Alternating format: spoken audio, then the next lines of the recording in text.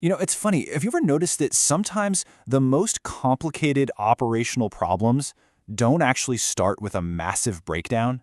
I mean, think about it. The truck wasn't smoking. It wasn't sitting on the shoulder of some interstate with hazard triangles set up behind it. And honestly, that was exactly the problem. Today, we're taking a look at Unit 214. It's just a regular truck parked in the yard, looking perfectly ready for work.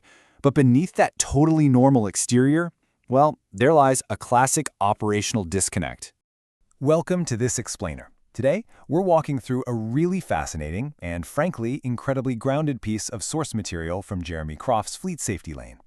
It's a fictional case study centered around a company called Milepost Transport, and it's designed to give us a plain-spoken, highly practical look at the daily friction that happens between dispatch, maintenance, and safety.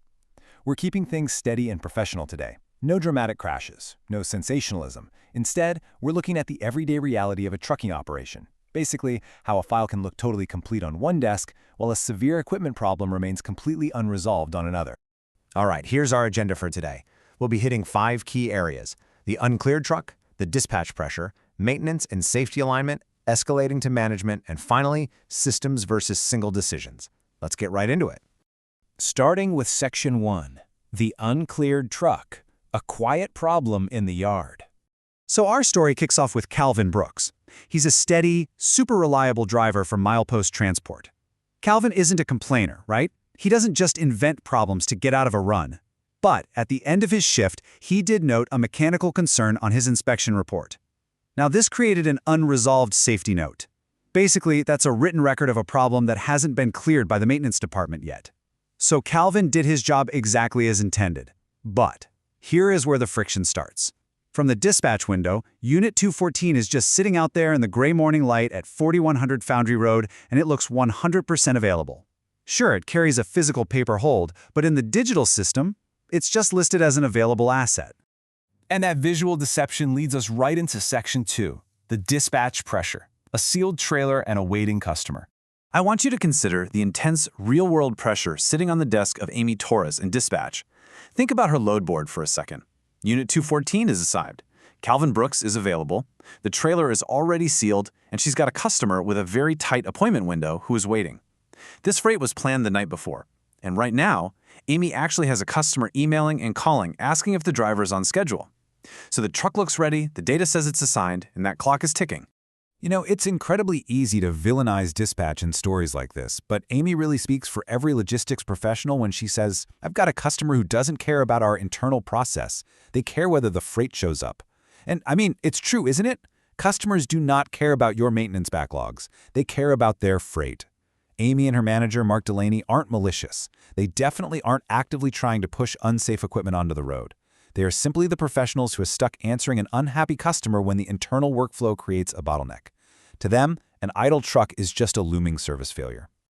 But you look across the yard, and the story is entirely different. Let's move to Section 3, Maintenance and Safety Alignment, Managing the Mechanical Liability.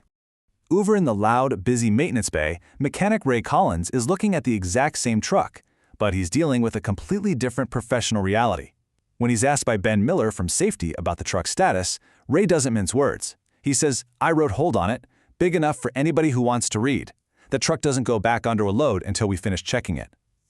Ray is bluntly managing the mechanical liability here. He has Calvin's written report right in front of him.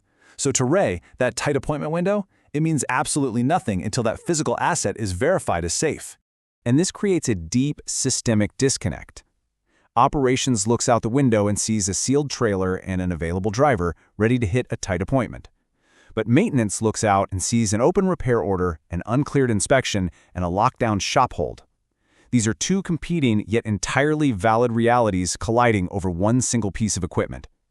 Neither side is actually wrong in their core responsibilities, but their processes, they're completely misaligned. And this leads to the kind of everyday operational friction that happens in transport offices all the time. Mark Delaney, the operations manager, pushes back on safety. He asks, "I'm asking whether it is actually out of service or whether we're just being cautious." See, Mark is testing the boundaries. Milepost Transport is short on tractors right now. If they swap the truck, they literally have to tear up 2 other loads. So Mark is trying to figure out if this is a strict, undeniable out-of-service violation or just maintenance being, overly careful. He's actively looking for any gray area that will let him move that freight.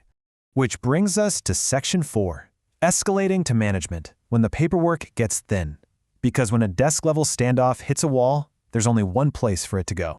Let's map out how this builds into a highly inefficient morning. First, Calvin the driver reports the issue, right? Then, maintenance places a paper hold. Next, dispatch, looking at their screen, demands the truck. Then safety has to physically walk over and intervene. And finally, because no one has the undisputed authority to make the call without starting a massive turf war, they all end up having to walk into the executive office before 8:30 in the morning. This messy, friction-filled path perfectly highlights a major problem: the total lack of clear, predefined boundaries between departments. So, executive leadership, in this case, Ellen Mercer, steps in to review the facts. She calmly looks at Calvin's plane inspection note. She reviews Ray's active repair order, and she looks at the load information Amy printed out to validate that severe customer pressure. Ellen fully acknowledges that they're short on equipment and there is no clean tractor swap available. Now, in trucking, moments like this are expensive, and honestly, the easiest, most tempting answer is usually just to say, look, just this once. Just get it there, put a note in the file, and have the driver call if it gets worse. But Ellen doesn't take the bait. She asks two very simple questions. Did the driver report a concern? Yes. Did maintenance clear the truck? No. Her final ruling is absolute. She says, I know this creates a problem. Handle the problem. But don't turn an uncleared truck into the solution. She firmly validates the safety hold. But importantly, and this is key, she remains completely respectful of the operational burden. She doesn't dismiss the fact that dispatch now has a significant operational challenge on their hands. She simply draws a hard line on using unsafe equipment to solve it. Which brings us to the core lesson of our source material in Section 5, Systems versus Single Decisions. Surviving the morning is not a strategy. Ultimately, everyone at Milepost Transport did the right thing. The driver spoke up, maintenance held the line, safety backed him up, and leadership made the tough call. The decision absolutely mattered. But as the author points out, the decision was not a system. Making a good call in the heat of a multi-department argument is great, for sure. But as any fleet manager knows, relying on individual willpower to stop a bad dispatch is a massive operational vulnerability. A genuinely robust safety and operations system doesn't rely on 4 people arguing in a manager's office. Think about it. A good system would have caught the question earlier. It would have made that maintenance hold digitally visible to Amy way before the load was ever planned around a sealed trailer. It would have provided dispatch with an immediate company-backed answer to give the customer rather than leaving them to just sort of test the waters. And it would have given safety a clear, undisputed path to hold the truck without needing an executive ruling. So, I'll leave you with this as we wrap up today's explainer. Take a hard look at your own workflows, your own unwritten rules, and those hidden friction points between departments. When the pressure is on and the trailer is sealed and the customer is calling, does your operation rely on the sheer willpower of good people making good decisions in the moment, or do you actually have a system that makes doing the right thing the only possible path? Thanks for joining me today, and keep an eye out for where those quiet problems might be hiding in your own yard.